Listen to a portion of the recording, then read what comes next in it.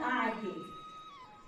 एक अजय नावाचा मुलगा असतो, तो अत्यंत गरीब असतो। त्याचे वडील शेतमजुरी करत असतात, जे मिळेल ते कामधंदा करत असतात आणि आई इतरांच्या घरी जाऊन धुणं भांडी हे काम करत असते। अजयच्या घरची परिस्थिती गरीब होती, परंतु तो दररोज शाळेत जात होता आणि कधी कधी त्याला उपाशी जावं लागत होतं। उपाशी जरी गेला तरी सुद्धा त्याच्या चेहऱ्यावर मात्र नेहमी आनंद असायचा। गरिबीची जाणीव किंवा माझी परिस्थिती गरीब आहे असं कधीच त्यांनी दाखवून दिलं नव्हतं। पण त्याला शिकवायला ज्या मॅडम होत्या त्या मॅडमला मात्र त्याच्या घरची परिस्थिती सर्व माहीत होती की हा गरीब आहे, त्याच्या घरची परिस्थिती अतिशय हलाखीची अशी आहे आणि त्यामुळं त्याला शिकण्यासाठी त्या काय करत होत्या, मदत करायच्या। त्याची परीक्षेची फी असू द्या, त्याच्यासाठी वह्या घ्यायच्या असू द्या किंवा पुस्तक घ्यायचं असू द्या किंवा त्याला कोणत्याही इतर परीक्षांसाठी बसायचं असेल तरी त्या मदत करायच्या आणि त्यांच्या मदतीमुळं अजय हा एक इयत्ता पास करत तो पूर्ण शिक्षण घेतो। म्हणजे त्या शाळेतून तो दुसऱ्या शाळेत जातो, कॉलेजला जातो, पदवीधर होतो, पुढचं शिक्षण घेतो, स्पर्धा परीक्षा देतो। पण तोपर्यंत त्या मॅडम त्याला काय करत असायच्या, मदत म्हणजे त्या मॅडम मदत करत होत्या, कायम त्याच्या संपर्कात होत्या आणि ज्या ठिकाणी त्याला अडचण येत होती म्हणजे पैशाची त्या ठिकाणी त्या मदत करत होत्या। ज्यावेळी मॅडमच्या शाळेत तो होता त्यावेळेस मॅडमने त्याला एक सांगितलेलं होतं की अजय, माणूस पैशाने श्रीमंत कधीच नसतो, पैशाने श्रीमंत कधीच नसतो, तर त्याचा स्वभाव कसा आहे आणि त्याचं काम कसं आहे, काम आणि स्वभाव याने माणूस हा श्रीमंत असतो। आणि हे एकच वाक्य अजयनं आयुष्यभर त्याच्या लक्षात ठेवलेलं होतं। पुढे तो स्पर्धा परीक्षा देतो आणि प्रशासकीय सेवेमध्ये एक अधिकारी म्हणून रुजू होतो।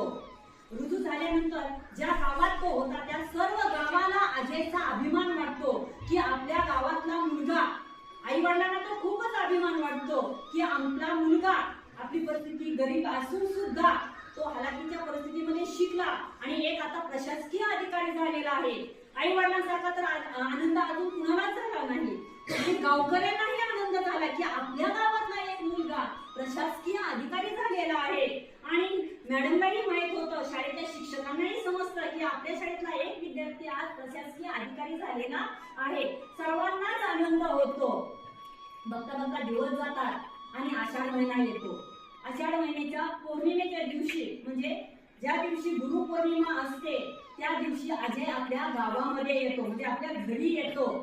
या दिवशी सर्व विद्यार्थी काय करत असतात, आपल्या शिक्षकांना, ज्यांनी आपल्या म्हणजे जे आपले गुरु आहेत, फक्त विद्यार्थीच नव्हे तर इतर माणसं सुद्धा काय करत असतात की आपल्या आयुष्यामध्ये त्यांनी ज्यांना गुरुस्थान मानलेलं आहे किंवा त्यांच्यासाठी जे गुरु आहेत अशा व्यक्तींना ते नमस्कार करत असतात, काही मोठ्या वस्तू भेट देत असतात। अजय सुद्धा त्या दिवशी तो बाजारात गेला आणि त्यांनी एक गुलाबाचं फूल खरेदी केलं आणि तो त्या शाळेत गेला ज्या शाळेत त्याला त्या मॅडम शिकवत होत्या। तिथं गेल्यानंतर मॅडमने अजयला पाहिलं।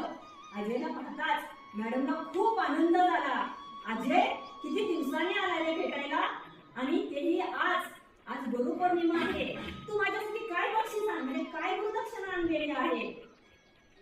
तो मॅडमच्या जवळ जातो।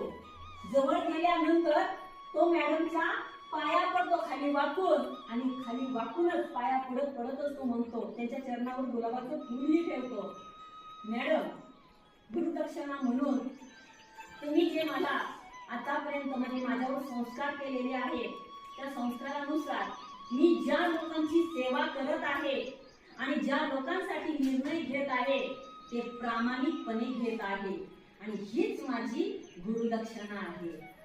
मॅडमला खूप अभिमान वाटतो। मॅडम त्याला म्हणजे उठवतात आणि त्याला म्हणतात की तू मोठा अधिकारी झाला याचा मला अभिमान नाही, पण तू एक चांगला माणूस झाला याचा मला खूप मोठा अभिमान आहे। सर्व शाळेतील विद्यार्थी आणि शिक्षक पाहत असतात आणि ज्यावेळी अजयच्या तोंडचे ते वाक्य आणि मॅडमच्या तोंडचे ते वाक्य ऐकतात त्यावेळी साऱ्यांच्या डोळ्यातून पाणी येतं।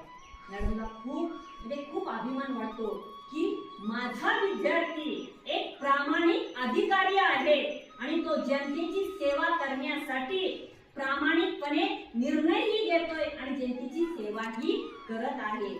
विद्यार्थ्यांनो, आजच्या या युगामध्ये तुम्ही कोणत्या पदावर आहे हे महत्वाचं नाही, तर ज्या पदावर आहे त्या पदावर असताना तुम्ही ते काम किती प्रामाणिकपणे करताय आणि ती सेवा किती मनापासून करताय हे महत्वाचं आहे. हेच या कथेतून आज आपल्याला घ्यायचं आहे.